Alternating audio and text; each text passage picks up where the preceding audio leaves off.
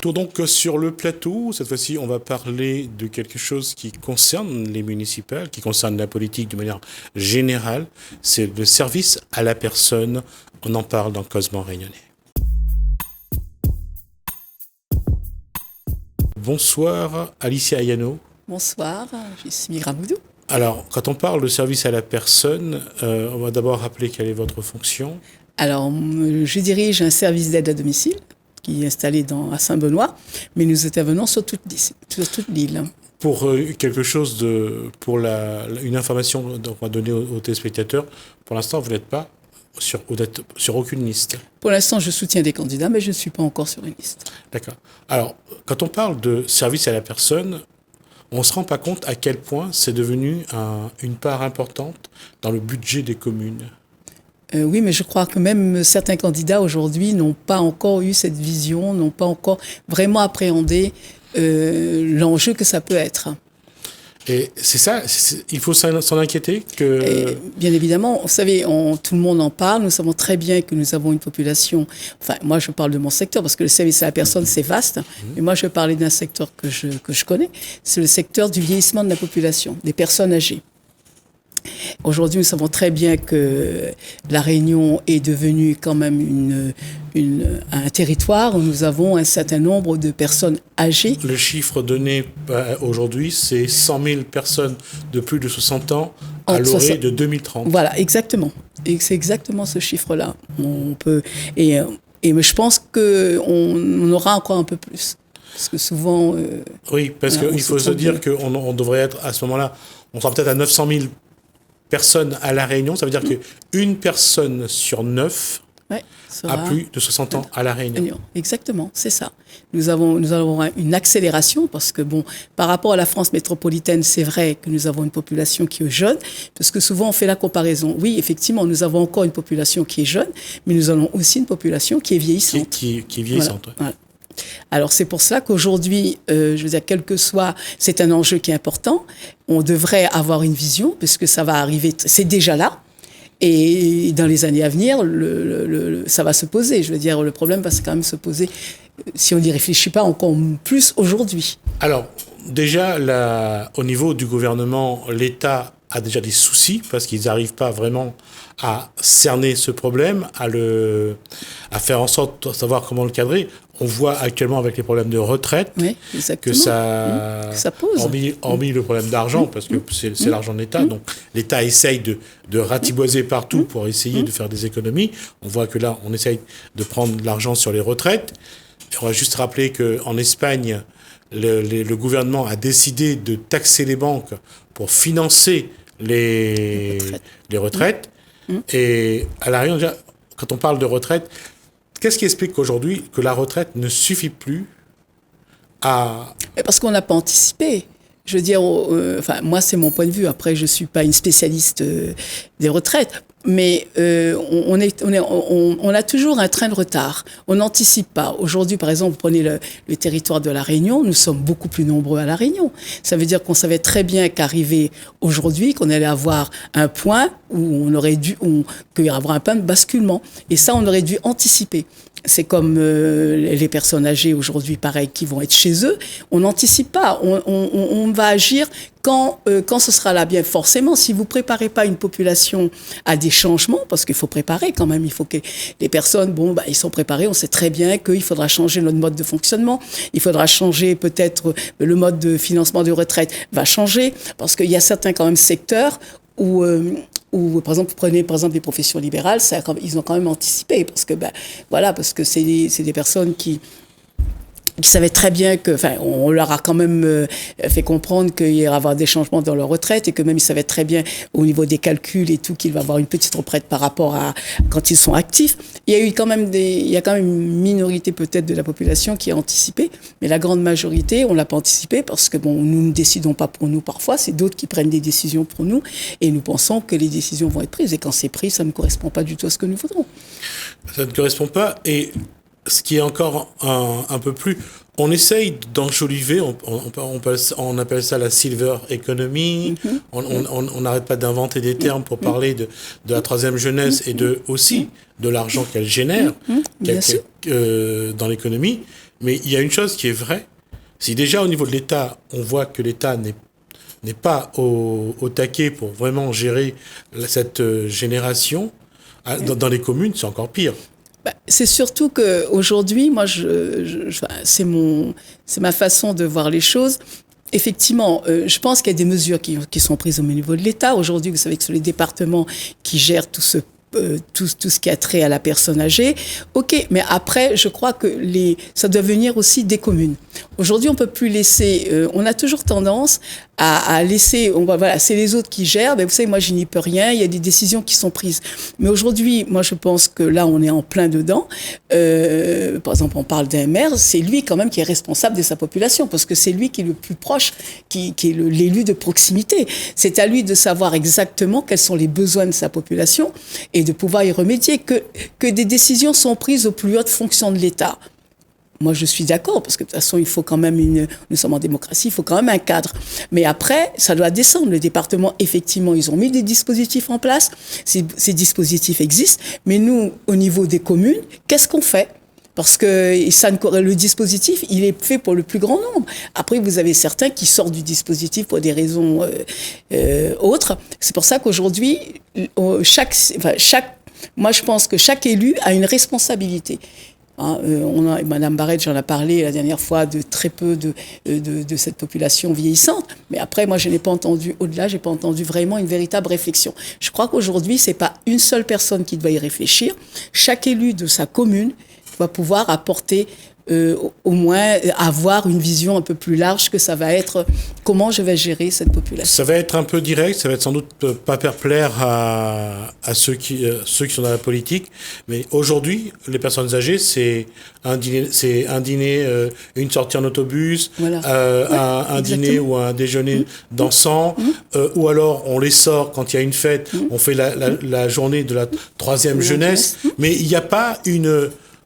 Aujourd'hui, on ne voit pas dans les communes, en tout cas, je ne dis pas qu'ils ne le font pas, je dis qu'on ne voit pas dans les communes une politique qui soit vraiment dynamique, qui soit hiérarchisée, structurée, pour qu'on donne vraiment l'impression, ou qu'on montre qu'on s'occupe des personnes âgées.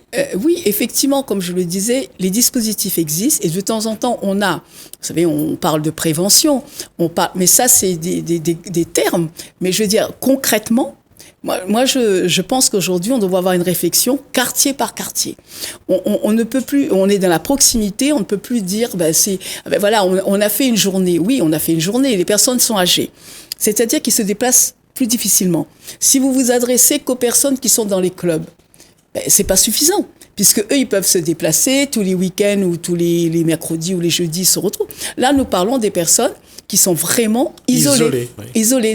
Et on en a de plus en plus qu'on se cache en disant non, on fait. Non, on le voit que. Celles à qui de temps en temps, le soir, on livre un repas, ou le midi, on livre un repas. Ce portage de repas à domicile a du mal à se mettre en place dans certaines communes. On le voit parce que ce n'est pas quelque chose de facile, ça coûte de l'argent également. Et là, certaines communes rechignent justement à avancer sur ce terrain-là. Oui, effectivement, là, ça c'est un exemple entre autres. Le portage de repas qui coûte cher, je crois, évidemment. Vous savez, le nerf de la guerre, c'est de l'argent. Mais après, comme je le disais, aujourd'hui, nous devons avoir une réflexion qui est autre. Ça veut dire que nous devons sortir des sentiers battus. Effectivement, ça se faisait comme ça. Mais aujourd'hui, pour que le plus grand nombre des personnes puissent être satisfaits, comment nous faisons ? Ça demande de la réflexion peut-être des citoyens du quartier. Ça demande de la réflexion, peut-être impliquer un peu plus les associations. Puisque aujourd'hui, bien sûr, la commune ne peut pas tout faire elle-même. Mais elle peut quand même travailler avec des associations qui ont des idées. Il y a des personnes qui ont des idées, elles sont pertinentes. Elles ne le sont pas, qu'importe. Mais nous devons tous, ensemble, trouver des solutions. On ne peut plus se permettre de dire, aujourd'hui, après, on va descendre dans la rue, je ne suis pas satisfait. OK, je ne suis pas satisfait, mais qu'est-ce que je fais ? Chaque citoyen, ça c'est le rôle de l'élu, c'est à lui aussi de mobiliser ses citoyens, que ses citoyens aient confiance en lui pour qu'on puisse avoir une véritable discussion. Il ne suffit pas de déclamer comme ça 2 ou 3 mesures. Et puis après, on s'aperçoit aujourd'hui que de plus en plus, le fossé se creuse parce que il y a cet isolement qui s'installe parce que, le partage de repas aujourd'hui, c'est quoi? C'est un repas par jour. Les personnes s'organisent pour le soir et s'organisent pour les week-ends et s'organisent également entre, par exemple, s'il y a un jour férié qui tombe un vendredi, c'est vendredi, samedi, dimanche. Je n'ai pas forcément la solution, mais nous devrons tous aujourd'hui, et même les services comme le nôtre, un service à la personne comme le nôtre, qui sommes face à des personnes, puisque nous intervenons du lundi au samedi, et après on a la possibilité d'intervenir le dimanche, mais ça c'est vraiment, soit les gens ont les moyens, ou vraiment il peut avoir, ça c'est un autre système aussi qui peut exister, mais dans le grand nombre, nous intervenons du lundi jusqu'à samedi midi. Mais là, il y a une véritable réflexion à porter avec les services à la personne, mais moi je crois à la proximité, je crois au quartier. Alors on va faire un petit point sur l'état sur la situation. Est-ce qu'il y a encore beaucoup de personnes de la troisième jeunesse ou des personnes âgées qui sont vraiment sans soins, qui sont sans soutien, qui sont abandonnées tout simplement? Comme je l'ai dit, on ne peut pas dire qu'il n'y a pas de soins. Il y a un système, le système fonctionne. Vous avez des infirmiers libéraux, vous avez l'HAD. Voilà, on n'est que dans le soin. Bien sûr qu'il faut du soin parce que si on est seul, mais après vous avez des personnes aussi qui ne nécessitent pas forcément des soins médicaux, qui nécessitent simplement du relationnel, du social, avoir un lien social, voilà. Un lien social. Alors le lien social, on va juste préciser, c'est déjà au moins parler à quelqu'un. Voilà, c'est ça. Avoir quelqu'un chez soi, partager un repas, pouvoir ne serait-ce que jouer aux cartes, au domino, au jeu de loi. Voilà. Et ça, moi, je crois que... Là, j'en reviens, je me répète peut-être, mais c'est le quartier. Vous savez, aujourd'hui, on parle de la solitude. La solitude, elle est voulue presque par certaines personnes. Après, on a le choix. On n'a pas envie forcément de recevoir du monde. Mais après, on parle de l'isolement. L'isolement, pour moi, c'est différent. L'isolement, parfois, on ne peut plus sortir de chez soi parce que la route n'est pas praticable. Ça aussi, ça relève de nos élus. C'est pas praticable. Les trottoirs, c'est pas facile. Vous pouvez pas aller vous asseoir dans un petit parc où il y a un banc. Je veux dire, il y a toute une réflexion à mener par rapport même à la ville, à l'environnement, pour que la personne puisse se sentir bien dans sa commune et dans son quartier. Puisque si moi, j'ai 75 ans, et on le sait bien aujourd'hui, qu'on peut vivre beaucoup plus âgé avec des pathologies plus lourdes parce que la médecine a fait des avancées extraordinaires, tant mieux, mais ça peut aussi me ralentir, moi, dans ma façon de me déplacer.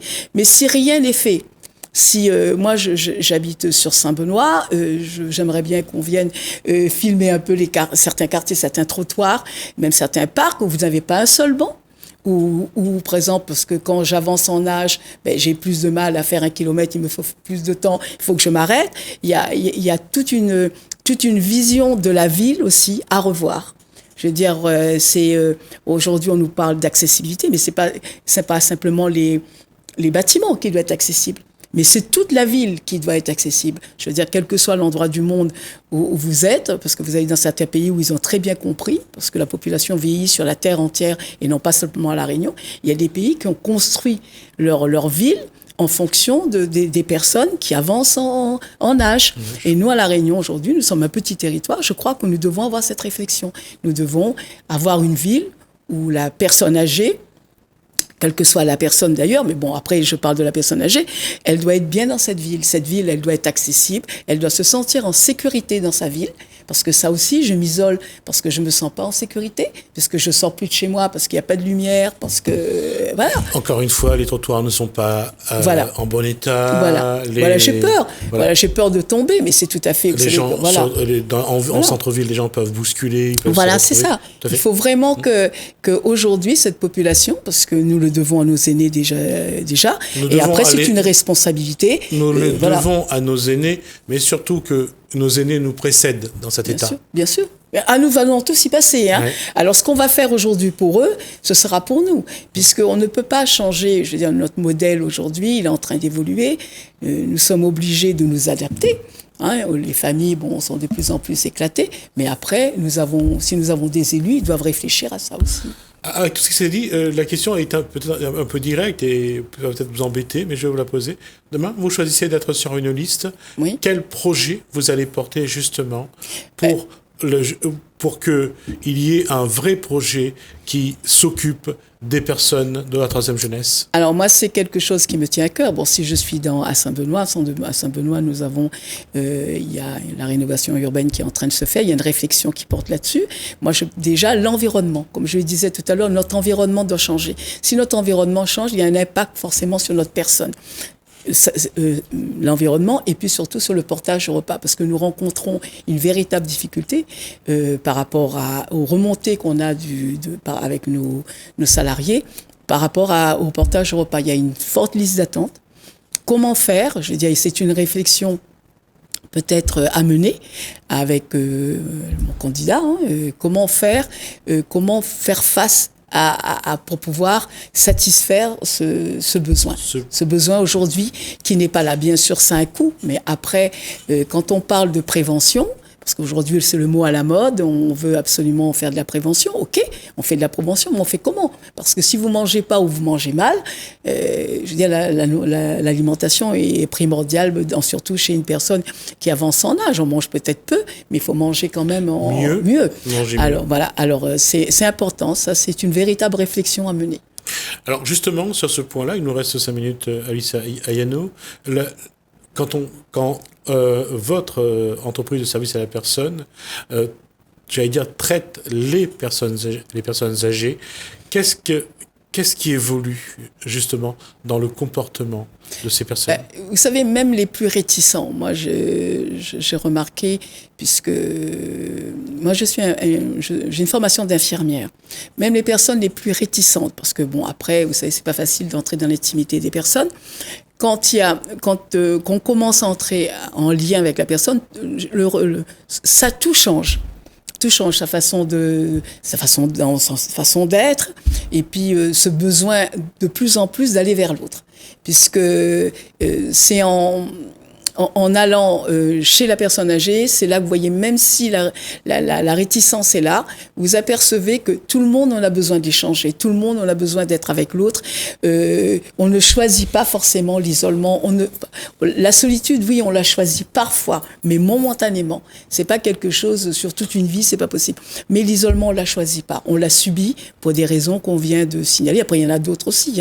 Ce serait été intéressant de pouvoir avoir d'autres invités pour pouvoir confronter nos idées. On le fera la semaine prochaine si jamais vous avez des personnes qui souhaitent venir intervenir sur le plateau.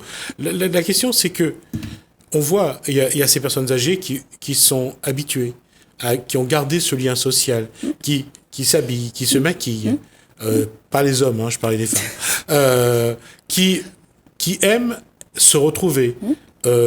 Danser, boire un coup, faire la fête, échanger. En tout cas, ce ne sont pas des gens qui se disent je vais rester dans mon coin. Il y a cette réalité-là. Comment, justement, faire en sorte pour la développer? Pour la développer, c'est surtout, ils vont le faire, c'est comme je vous l'ai dit, c'est quand il y a un accident de la vie que ça se fait plus. Ça veut dire que souvent il se passe quelque chose, c'est là que tout s'arrête. Ça veut dire que c'est là que nous devons être dans la vigilance. Ça veut dire que c'est là que nous devons trouver des paliers. Par exemple, bien sûr, je sors, je danse. Il m'arrive un accident, je me fais une fracture et tout, mais je ne peux plus sortir de chez moi parce que je suis plus lent. C'est pour ça que je disais, l'environnement doit changer. Parce que celui qui est plus lent, il doit se sentir bien dans sa ville pour pouvoir sortir de sa ville, pour pouvoir avoir ce lien. Même si je peux plus aller peut-être au 3e âge, mais je puisse sortir de mon quartier pour m'installer sur un banc et regarder simplement des enfants qui sont en train de jouer dans un parc. Voilà, on garde le lien. Je veux dire, c'est pas bien sûr que quand on est plus vaillant, on va aller dans le club, on va aller danser. Mais malgré tout, s'il m'arrive quelque chose, parce que c'est la vie, je veux dire, je vieillis, mon corps vieillit, mes os vieillissent, il va m'arriver quelque chose, mais aujourd'hui, bon, je suis hospitalisée, je ressors de chez moi, je me retrouve un petit peu enfermée parce que j'ai déjà eu cette peur d'être tombée, je me sens un peu plus fragile, mais je dois avoir cette possibilité de pouvoir sortir quand même de chez moi parce que mon environnement s'y prête. Et ça, c'est le quartier, mais mobilisons, honnêtement, moi aujourd'hui, je dis, on doit mobiliser nos quartiers, mobiliser les forces vives qui ont envie, parce que je pense que si on va vers certaines personnes, on leur demande de créer des associations et puis être présent, ça veut dire qu'on ne peut plus... Enfin, moi, je crois qu'aujourd'hui, quelle que soit la commune, quelle que soit la taille de la commune, simplement être dans sa mairie et puis prendre les dispositifs, c'est pas possible. Il faut qu'on mobilise chaque citoyen de sa commune. Et, j'allais dire, le dernier mot, ce sera pour aujourd'hui, justement, pour ces municipales. Quel message envoyer à tous les candidats? Mais moi, le message que j'envoie, c'est que vous avez des citoyens dans votre commune. Bien sûr qu'il faut faire des programmes extraordinaires, hein, puisqu'on a besoin de rêver, évidemment. Mais soyez aussi dans les fondations. Ça veut dire qu'aujourd'hui, nous devons retrouver des fondations, nous devons retrouver des maires qui sont impliqués dans leur rôle de maire. Je dis bien, il y a tout un listing. Le maire, c'est quand même l'élu de proximité qui doit être le plus proche de sa population. Il y a certains maires qui le sont. Et moi, je parle peut-être peut-être que là où je suis, ça n'existe pas. Mais voilà, le maire est vraiment un élément central. Vraiment, c'est le personnage politique le plus important pour moi, pour sa population. Il doit savoir les besoins de sa population. Il doit connaître véritablement les besoins et il doit aller à leur rencontre pour les écouter et surtout après mettre en place les projets qui vont aller dans le sens de la population et pas des projets dans le sens de quelques personnes. Et ça, Yano, on arrive à la fin de l'émission. Je vous propose de se retrouver la semaine prochaine avec vous ou avec d'autres personnes. Bien sûr, avec plaisir. Justement, pour essayer de proposer des éléments aux candidats pour qu'ils mettent en place un véritable projet pour le service à la personne, concernant bien sûr les personnes de la troisième jeunesse. Merci à vous. C'est moi qui vous remercie. Merci à vous de nous avoir suivis. Merci François, merci Hélène. Je vous donne rendez-vous demain.